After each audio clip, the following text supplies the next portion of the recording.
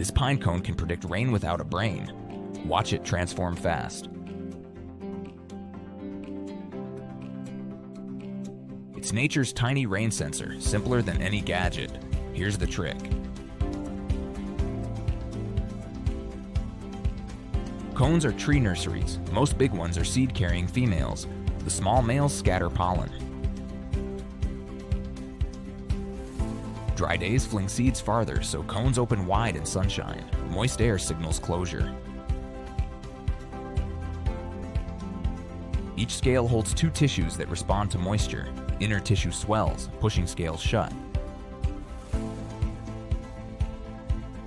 When air dries, that water evaporates and tension releases. The cone quietly unfolds again.